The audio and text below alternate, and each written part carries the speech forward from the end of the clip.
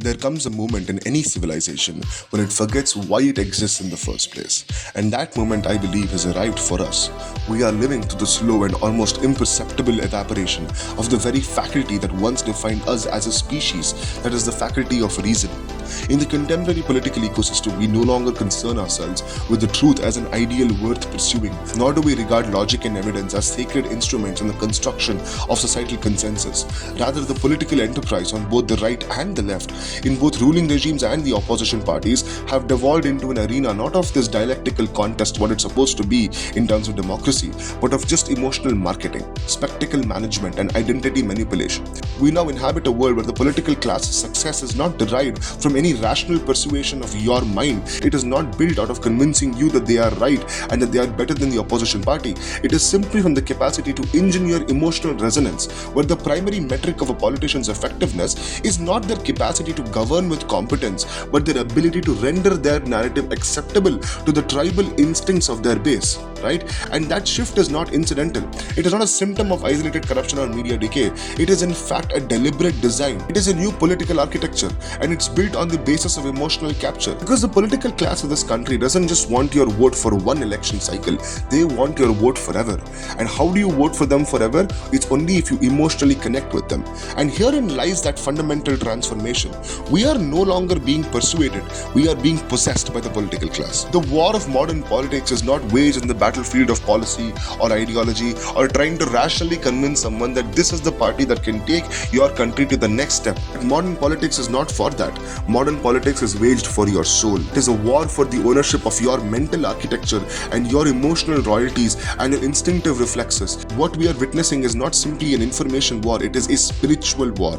Because this war is not fought with bullets or with constitutions or with laws. It is fought with algorithms, sound bites, false binaries, and most dangerously with ritualized belonging. Because the objective is no longer to convince you that a certain policy is beneficial or that a particular vision is morally superior. The objective is to make you feel that this party, this leader, this cause is you, and that to question the party that you seem to have been subscribed to is to betray your tribe, your roots, and your very self. Once that fusion of political identity with your personal identity is complete, the politician actually no longer needs to explain themselves. The voter will become the apologist for the political class. The party faithful becomes the propagandist for the political class. The emotional and the intellectual serfdom is complete, and democracy transforms almost imperceptibly into just a theater of mass self-delusion. And at that point, we must ask ourselves a very tragic but yet very necessary question.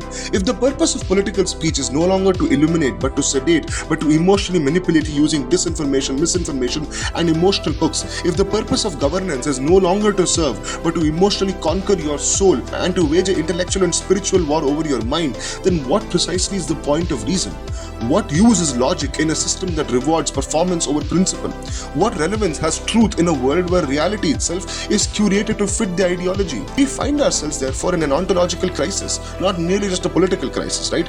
We are at every level being trained not to think but to belong to a side, not to inquire but to simply defend your side, not to act with a moral autonomy but to perform moral allegiance. Because once you are emotionally invested with a party, once you're emotionally invested to a political class or to a political faction, no matter what they do, even if they commit the biggest fraud in the history of frauds, their voters will sit there and they will rationalize everything. It's gotten to a point where the voters have made the job of the political class very easy because they can do whatever they want, and they know for a fact that their base will rationalize it to fit that worldview, even if they know it's completely wrong. And the consequences of this kind of democracy is catastrophic, not only for governance but for the human soul, ladies and gentlemen. Because in order for the system to sustain itself, it must manufacture a citizenry incapable of independent thought. It must breed individuals who no longer seek the coherence or ethical consistency, but who thrive on contradiction provided it is their side's contradiction. Thus, the political class, fully aware of this phenomenon, exploit it. No longer strive to be just, to be competent, or to be honorable, or to perform their duties in a way that serves everyone. It only strives to be emotionally potent. It only seeks to be relatable, to be mimetic, to be virally defendable. Once your emotional loyalty is secured, truth becomes irrelevant, and so does performance, and so does accountability. We have reached a stage of politics of mass intellectual zombification, where the people who have been so emotionally entrapped in their political identities will defend scams, will justify violence, will excuse authoritarianism, and will rationalize the absolute ethical collapse so long as it originates from their side. The right does it, the left does it, the ruling party does it, the opposition mimics it. It is no longer just a deviation, it is the default of all political parties. And what is most disturbing perhaps is that the very aspects of life that should transcend politics, that is access to clean air, water, food, shelter, healthcare, dignity, these are things that go beyond politics. These are things that every party, regardless of which is in power, should be doing. But they have all been forcibly dragged into this meaningless cultural war. Basic existential needs, which should be the common ground of any civilization, are now becoming tools for simply division. You say healthcare for all, you're labeled as a leftist. You say national security matters, you're branded as a fascist. And so the very possibility of a national consensus dies, because once you create a national consensus, you are actually betraying your own voter base. We have reached a point of tribalism that is so entrenched within our personalities that we simply cannot see eye to eye with somebody who identifies with a political ideology that is different from ours. We now inhabit a system where the political class has absolutely no structural incentive itself to develop the nation, only to emotionally hook it. And thus the ultimate goal of democratic politics in our country is no longer to engineer public good, but to simply manufacture lifelong ideological consumers, votes who are no longer participants in the civic project, but disciples in a political religion. They don't want an informed citizen, they simply want a believer. And they don't want your critical support, they want your unquestioning loyalty. And they don't want your mind, they want your soul. And the masses tragically are beginning to offer it simply freely.